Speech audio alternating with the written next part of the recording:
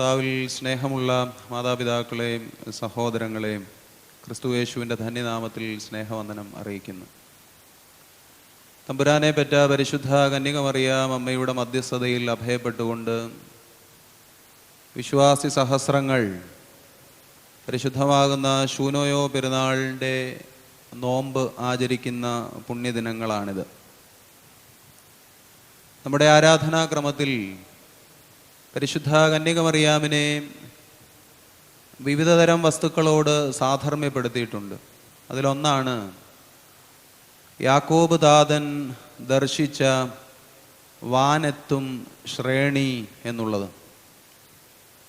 വളരെ അർത്ഥപൂർണമായ ഒരു പരികൽപ്പനയാണത്.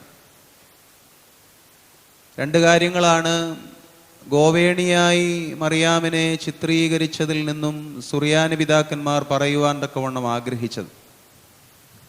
ഒന്നാമതായി, സ്വർഗവും ഭൂമിയും തമ്മിലുള്ള അകലം കുറയ്ക്കുവാൻ, മറ്റൊരു തരത്തിൽ പറഞ്ഞാൽ വിണ്ണവരും മൺമേരും തമ്മിലുള്ള അകലം കുറയ്ക്കുവാൻ നിന്നുകൊടുത്ത, സഹനങ്ങളേൽക്കുവാൻ തക്കവണ്ണം നിന്നുകൊടുത്ത ചവിട്ടുപടിയാണ് കന്യകമറിയാം എന്നുള്ളതാണ് വാനത്തും ശ്രേണി എന്നുള്ള പദപ്രയോഗം കൊണ്ട് പിതാക്കന്മാർ പറയുവാൻ തക്കവണ്ണം ആഗ്രഹിച്ചത്.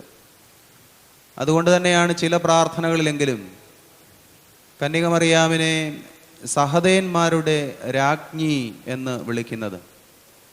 ക്രിസ്തുവിന് വേണ്ടി ഏറെ സങ്കടങ്ങളേറ്റ, മരണം വരിച്ച, ക്രിസ്തുവിന് വേണ്ടി പങ്കപ്പാടുകളും യാതനകളും ഏറ്റവരാണല്ലോ സഹദേന്മാർ എന്നുള്ള നാമം കൊണ്ട് നാം വിവക്ഷിക്കുന്നത്. അത്രയും ഇപ്പം കന്യകമറിയാം സഹദേന്മാരുടെ രാജ്ഞിയാകുന്നു എന്ന് പറയുമ്പോൾ അതിൻ്റെ അർത്ഥം അവരെക്കാൾ അധികമായി ജീവിതത്തെ വ്യഥകൾക്കും സങ്കടങ്ങൾക്കുമായി, വേദനകൾക്കായി, നൊമ്പരപ്പെടലുകൾക്കായി ക്രിസ്തുവിനെ പ്രതി വിട്ടുകൊടുത്തവളാണവൾ.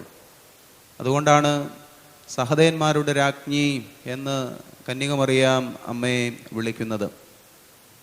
രണ്ടാമതായി, വാനത്തും ശ്രേണി എന്നുള്ള പദപ്രയോഗം കൊണ്ട് പിതാക്കന്മാർ പറയുവാൻ തക്കവണ്ണം ആഗ്രഹിച്ചത്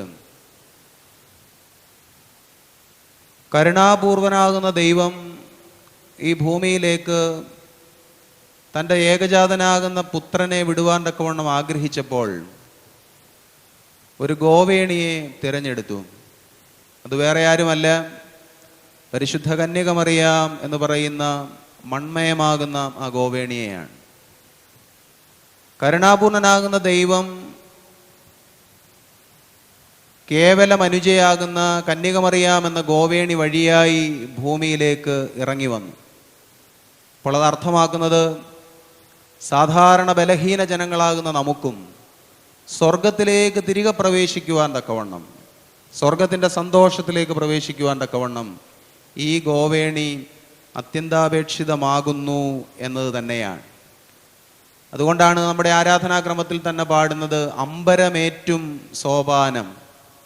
ഈ ഭൂമിയിലെ ബലഹീന ജനങ്ങളാകുന്ന ഞങ്ങളെ അമ്പരത്തിലേക്ക്, ആകാശത്തിലേക്ക് ഉയർത്തുന്ന ഗോവേണി അവളാകുന്നു എന്ന്. തീർച്ചയായും ഈ അമ്മ സഹനങ്ങൾ ഏൽക്കുവാനുള്ള ചവിട്ടുപടിയായി നിന്നു കൊടുക്കുകയും കേവലം അർത്ഥജന്മങ്ങളാകുന്ന നമ്മളെ ഭൂമിയിൽ നിന്ന് സ്വർഗത്തോളം ഉയർത്തുവാൻ തക്കവണ്ണമുള്ള ഗോവേണിയായി നമുക്ക് മുമ്പിൽ നിലകൊള്ളുകയും ചെയ്യുന്നു. വിശുദ്ധനാകുന്ന അപ്രേം പിതാവ് കന്യകമറിയാമിനെ സാധർമ്മ്യപ്പെടുത്തുന്നത് സംഖ്യാപുസ്തകം 35 അധ്യായം 15 മുതലുള്ള വാക്യങ്ങളിൽ പരാമർശിച്ചിരിക്കുന്ന സങ്കേത നഗരത്തോടാണ്. സംഖ്യാപുസ്തകത്തിൽ കൃത്യമാകുന്ന രേഖപ്പെടുത്തലുണ്ടല്ലോ. അവിടെ പറയുന്നത് ഇങ്ങനെയാണ്: ആരെങ്കിലും പാപം ചെയ്താൽ, അകൃത്യം ചെയ്താൽ, ബലഹീനതകൾ വന്നുപോയാൽ അവന് രക്ഷപ്പെടുവാൻ തക്കവണ്ണം സങ്കേത നഗരം ഉണ്ടായിരിക്കണം. അങ്ങനെ 6 സങ്കേത നഗരങ്ങളെ പറ്റി സംഖ്യാപുസ്തകത്തിൽ പരാമർശിക്കുന്നുണ്ട്. ആരെങ്കിലും ബലഹീനതകളോ അകൃത്യങ്ങളോ സംഭവിച്ചു പോയാൽ, മാർഗഭ്രംശം സംഭവിച്ചു പോയാൽ, ജീവിതയാത്രയിൽ കുറവുകൾ വന്നുപോയാൽ അവർക്ക് രക്ഷപ്പെടുവാൻ തക്കവണ്ണം സങ്കേത നഗരങ്ങൾ ഉണ്ടായിരിക്കണം. ആ സങ്കേത നഗരങ്ങളിൽ പോയി പാർക്കുന്നവരെ ആർക്കും തൊടുവാൻ തക്കവണ്ണം സാധ്യമല്ല. വിശുദ്ധ അപ്രേം പിതാവ് കന്യകമറിയാമിനെ സങ്കേത നഗരം എന്ന് പറഞ്ഞിരിക്കുക വഴിയായി പറയുവാൻ തക്കവണ്ണം ആഗ്രഹിച്ചതും ഇത് തന്നെയാണ്. ബലഹീനതകളും കുറവുകളും ഒക്കെ സംഭവിക്കാവുന്ന ഈ ലോക ജീവിതത്തിൽ അറിഞ്ഞും അറിയാതെയും വീഴ്ചകളും താഴ്ചകളും ഒക്കെ വരുവാൻ സാധ്യതയുള്ള ഈ ലോകത്തിൽ നമ്മുടെ ആരാധനാക്രമപ്രകാരം പറഞ്ഞാൽ ധാർമ്മികരെ പോലും വീഴിക്കുവാൻ വഴി നോക്കുന്ന ഈ ലോക ജീവിതത്തിൽ എന്തെങ്കിലും കുറവുകളൊക്കെ വന്നു പോയാൽ അനർഘ മധ്യസ്ഥയുമായി നമ്മുടെ മുമ്പിൽ നിലകൊള്ളുന്ന പരിശുദ്ധ കന്യകമറിയാം അമ്മയാകുന്ന സങ്കേത നഗരത്തിൽ അഭയം പ്രാപിക്കുവാൻ നമുക്ക് സാധിച്ചാൽ തീർച്ചയായും ആ അമ്മയുടെ മധ്യസ്ഥത നമുക്ക് ബലവും അഭയവുമായി ഭാവിക്കും എന്നുള്ളത് തന്നെയാണ്. സകല ലോകർക്കും ഒരാശ്വാസമാണ് പരിശുദ്ധ കന്യകമറിയാം അമ്മയുടെ വലിയ മധ്യസ്ഥത. നമുക്കറിവുള്ളതുപോലെ കർത്താവിൻ്റെ ശിഷ്യന്മാരെല്ലാം അമ്മയുടെ വലിയ ഭക്തന്മാരായിരുന്നു. പ്രത്യേകിച്ച് വിശുദ്ധനാകുന്ന ലൂക്കോസ് എവൻഗേലിയോസിനെ സംബന്ധിച്ച് പറയുന്നത് അദ്ദേഹം ഒരേ സമയം ഒരു ഭിഷഗ്വരനും ഒരു ചിത്രകാരനുമായിരുന്നു എന്നാണ്. അദ്ദേഹം തൻ്റെ യാത്രയിലുടനീളം ഒരു സ്വകാര്യ നിക്ഷേപം പോലെ, ഒരു സ്വകാര്യ നിധി പോലെ തൻ്റെ കരങ്ങൾ കൊണ്ട് തന്നെ വരച്ച കന്യകമറിയാം അമ്മയുടെ ചിത്രം തന്നോടൊപ്പം എപ്പോഴും സൂക്ഷിച്ചിരുന്നു എന്നുള്ളതാണ്. കർത്താവിൻ്റെ ശിഷ്യന്മാർ പോയ ഇടങ്ങളിലൊക്കെയും വേദനകളുടെയും പ്രയാസങ്ങളുടെയും മധ്യത്തിൽ അവരുടെ യാത്രയിൽ ഉണ്ടാകാമായിരുന്ന അപായങ്ങളുടെയും സങ്കടകാലങ്ങളുടെയൊക്കെ മധ്യത്തിൽ അവരെ ധൈര്യപ്പെടുത്തിയതും വഴി നടത്തിയതും കന്യകമറിയാമാകുന്നു എന്നാണ് പൊതുവെ സാക്ഷ്യപ്പെടുത്തുന്നത്. അതുകൊണ്ടാണല്ലോ അപ്പോസ്തല പ്രവൃത്തി 1-ാമത്തെ അധ്യായം 14 മുതലുള്ള വാക്യങ്ങളിൽ നാം കാണുന്നുണ്ട്, കന്യകമറിയാമാണ് പ്രാർത്ഥനയ്ക്ക് നേതൃത്വം നൽകി അവരുടെ മധ്യത്തിൽ സ്ഥിതി ചെയ്യുന്നതായി അവിടെ രേഖപ്പെടുത്തൽ ഉള്ളത്. വിശുദ്ധ വേദപുസ്തകത്തിൽ അതിവിസ്തൃതമായൊന്നും കന്യകമറിയാമിനെ പറ്റിയുള്ള പരാമർശങ്ങളില്ല എങ്കിലും 4 ഇടങ്ങളിൽ വളരെ കൃത്യമാകുന്ന ചെറിയ രേഖപ്പെടുത്തലുകളുണ്ട്. ആ രേഖപ്പെടുത്തൽ തന്നെ ആ വ്യക്തിത്വം മനസ്സിലാകുവാൻ തക്കവണ്ണം ഏറെ പ്രിയപ്പെട്ടതുമാണ്, ഏറെ മനസ്സിലാക്കുവാൻ തക്കവണ്ണം സാധിക്കുന്നതുമാണ്. ഒന്നാമതായി കന്യകമറിയാമിനെ നാം കാണുന്നത് സഹനങ്ങളാകുന്ന എരിതിയിൽ തകർന്നു പോകാതെ നിലകൊണ്ടവളായിട്ടാണ്. അത് ഗബ്രിയേൽ മാലാഖ ദൂത് പറയുന്നത് മുതൽ കാൽവറി മലയുടെ അടിവാരം വരെയുള്ള അവളുടെ യാത്രയിൽ ഈ സഹനങ്ങൾ നമുക്ക് കാണുവാൻ തക്കവണ്ണം സാധിക്കുന്നുണ്ട്. പക്ഷേ ആ സഹനങ്ങളൊന്നും കന്യകമറിയാമിനെ തളർത്തിയില്ല എന്നുള്ളതാണ് വിശുദ്ധ വേദപുസ്തകം സാക്ഷിക്കുന്നത്. അതുകൊണ്ടാണ് നമ്മുടെ ആരാധനാക്രമത്തിൽ 2 വാക്കുകളാണ് കന്യകമറിയാമിനെ പറ്റി വിശേഷിപ്പിക്കുവാൻ ആവർത്തിച്ച് സുറിയാനി പിതാക്കന്മാർ ഉപയോഗിച്ചിട്ടുള്ളത്. ഒന്ന് തൂബോനീസോ എന്നുള്ള പദമാണ്, ഭാഗ്യവതിയാകുന്ന അമ്മ. 2 മലിയാസ് ഷാഫീറോ എന്നുള്ള പദമാണ്, സൗന്ദര്യങ്ങളുടെ നിറകുടമായ അമ്മ. ഈ 2 കാര്യങ്ങളും എങ്ങനെയാണ് കന്യകമറിയാമിൻ്റെ ജീവിതത്തോട് ചേർന്ന് പോകുന്നതെന്ന് സ്വാഭാവികമായും നമുക്ക് സംശയം ഉണ്ടാകും.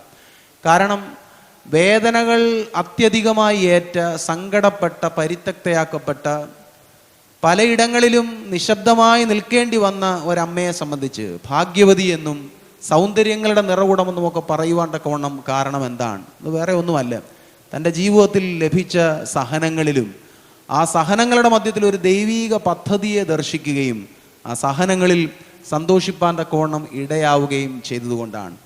രണ്ടാമതായി ഈ അമ്മയുടെ പ്രത്യേകതയായ സുവിശേഷത്തിൽ നമുക്ക് വായിക്കുവാൻ തക്കവണ്ണം സാധിക്കുന്നത് ദൈവകൃപ വ്യഥാവാക്കി കളയാതെ ഭവനം പണിത വിവേകമതിയാകുന്ന ഒരമ്മയാണ്.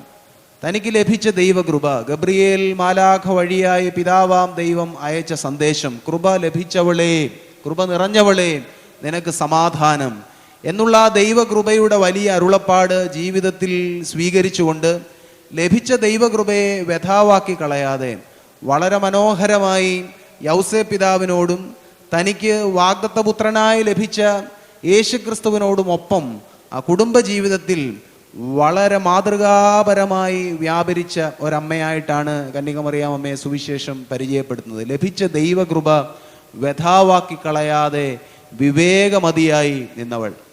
മൂന്നാമതായി കന്യകമറിയാം അമ്മയെ പറ്റി സുവിശേഷത്തിൽ നിന്ന് വായിക്കുവാൻ തക്കവണ്ണം സാധിക്കുന്നത് അപരൻ്റെ വേദനകളിൽ അസ്വസ്ഥയായി അവർക്കായി വേദനപ്പെട്ട് അനുഗ്രഹങ്ങളെ വാങ്ങി നൽകുന്ന നിത്യമധ്യസ്ഥയായി നിൽക്കുന്നവൾ.